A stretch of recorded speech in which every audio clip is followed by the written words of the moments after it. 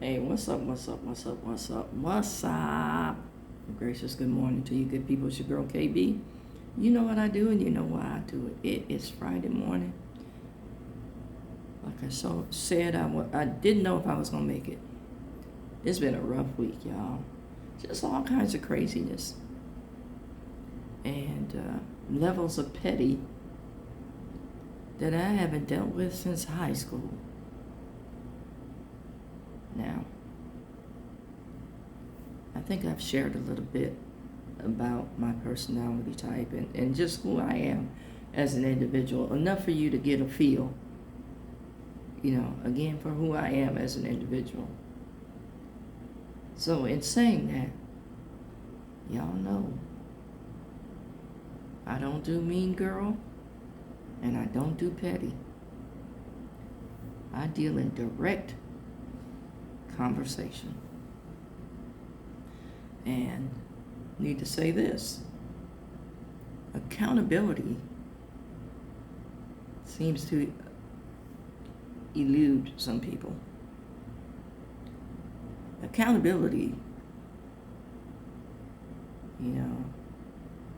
is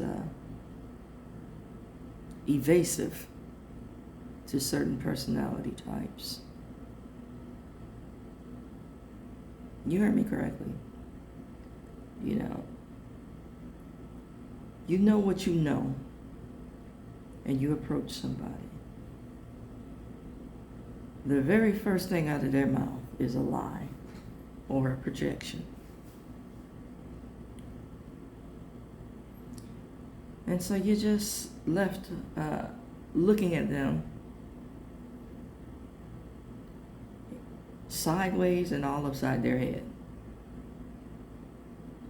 It's like, you're going to tell me, I don't know what I know, I didn't see what I saw, and I didn't hear what I heard. You're going to stand there and tell me that.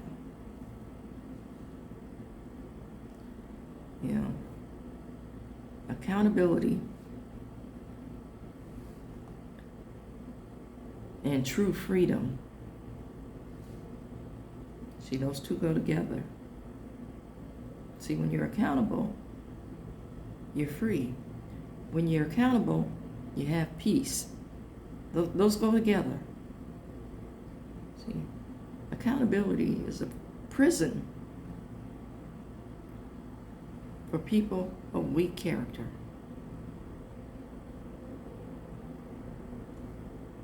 You heard me.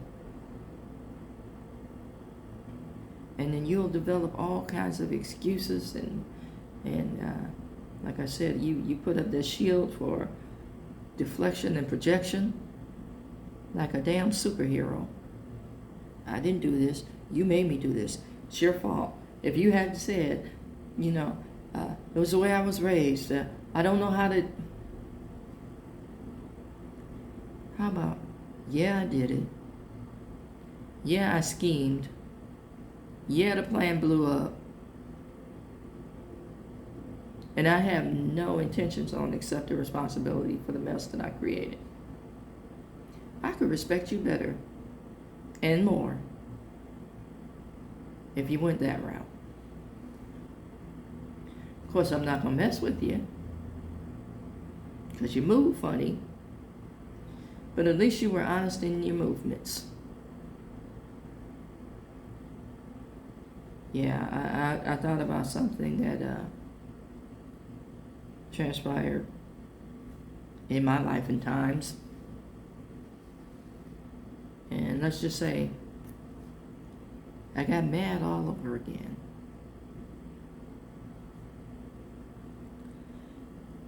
Yeah, so in revisiting that situation and I want to say re-traumatizing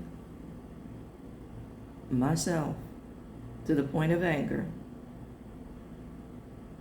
is proof positive that I have not fully healed from it.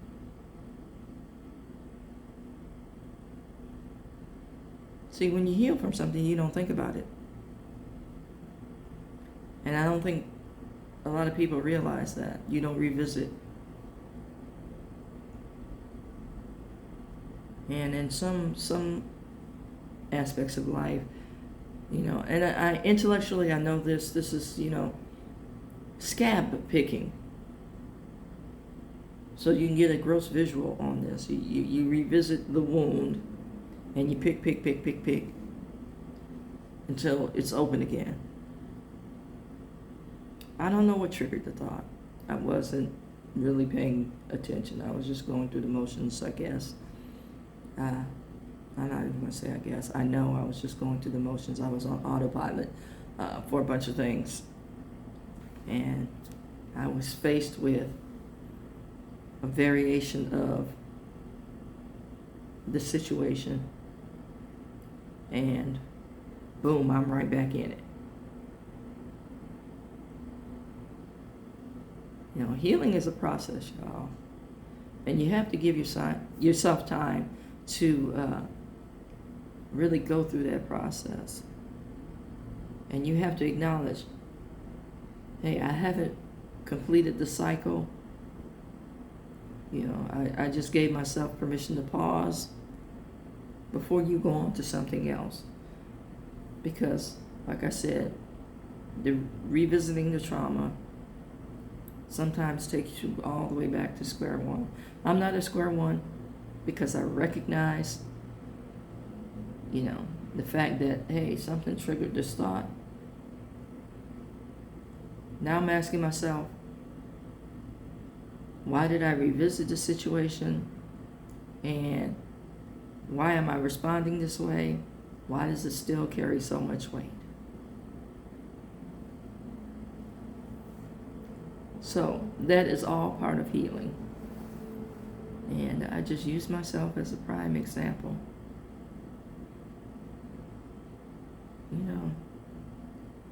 I'm going to rate adulting a 1.5. I wouldn't recommend it if you don't have intestinal fortitude or the ability to do self-reflection. Because a lot of us, notice I said us, I'm not going to project. A lot of us are vampires in that you don't see your reflection. You're draining and you don't see your reflection. Things that make you go,